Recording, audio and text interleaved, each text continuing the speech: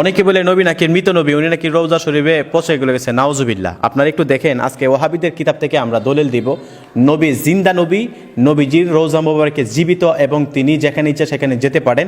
আপনারা একটু ভিডিওটির সাথে থাকেন। এখানে কিতাবটা হচ্ছে আল মুহান্নাদ, পৃষ্ঠা 68। ফাহুয়া সাল্লাল্লাহু আলাইহি ওয়াসাল্লাম হাইয়ুন ফি কবরিহি শরীফ ইয়াতাসাররাফু ফিল কাউনি বিইজনিল্লাহি তাআলা কাইফা শাআ। আপনারা একটু দেখেন, অনুবাদটা হচ্ছে নবী করিম সাল্লাল্লাহু তাআলা আলাইহি ওয়াসাল্লাম কবর শরীফে জীবিত, সুবহানাল্লাহ বলি, এবং বিশ্বজগতে যেভাবে ইচ্ছা আল্লাহর হুকুমে ক্ষমতা প্রয়োগ করে থাকেন। কিতাবটা হচ্ছে আল মুহান্নাদ, 68 নম্বর পৃষ্ঠায়। এবার আসুন আমরা আরেকটি কিতাবে দেখছি, হযরত শাহ ওলিউল্লাহ মুহাদ্দিস দেহলভী রহমাতুল্লাহি আলাই, তিনার কিতাবে ফুইজুল হারামাইন কিতাবের 28 নম্বর পৃষ্ঠার মধ্যে রয়েছে আন্নাল আম্বিয়া আলা ইয়াউতুনা ওয়া আন্নাহুম ইউসাল্লুনা ওয়া ইয়াহুজ্জুনা ফি কুবুরিহিম ওয়া আন্নাহুম আহইয়াউন। সকলে বলি আলহামদুলিল্লাহ। আমরা শাহ ওলিউল্লাহ মুহাদ্দিস দেহলভী রহমাতুল্লাহি আলাই তিনার ফুইজুল হারামাইন কিতাবের 28 নম্বর পৃষ্ঠায় দেখতে পাচ্ছি, আম্বিয়াই কেরাম মরে যান না, নিঃসন্দেহে তারা স্ব স্ব কবরে জীবিত, নামাজ পড়েন এবং হজও পালন করেন, বলি সুবহানাল্লাহ।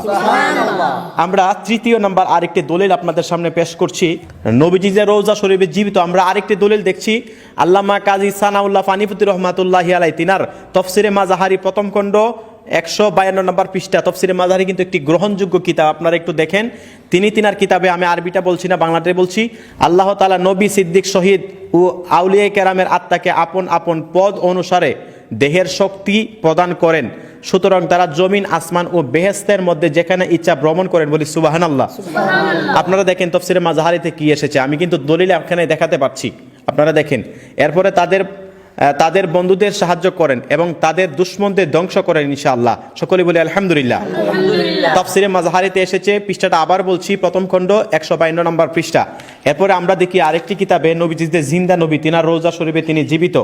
আল্লামা ইমাম জালালউদ্দিন সৈয়ুতি রহমাতুল্লাহি আলাই, তিনি একজন জগৎ বিখ্যাত একজন আলেম।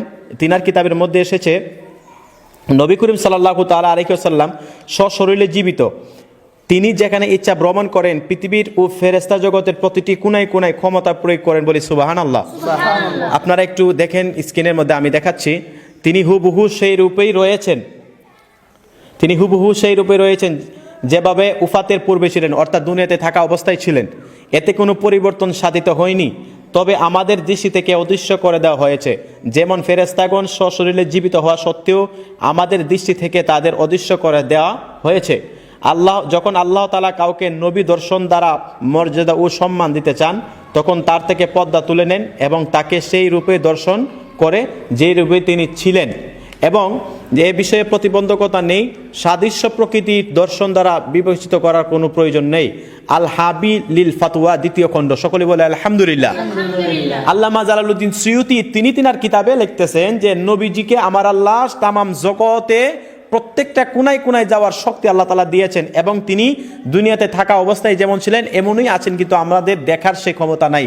আল্লামা শাইখ আব্দুল হক মুহাদ্দিস দেহলভী রহমাতুল্লাহি আলাই তিনার আরেকটা কিতাবের মধ্যে আমরা দেখতে পাচ্ছি, ওইখানের মধ্যে রয়েছে হুজুরপুর নূর সাল্লাল্লাহু তাআলা আলাইহি ওয়াসাল্লাম রূপকে অবকাশ ও কুটিল ব্যাখ্যা ধারণ ব্যতি রেখে প্রকৃত জীবনে জীবিত, স্থায়ী ও বিরাজমান, এবং উম্মতে আমলগণের প্রতি নাজির এবং হাজির। সকলে বলে আলহামদুলিল্লাহ।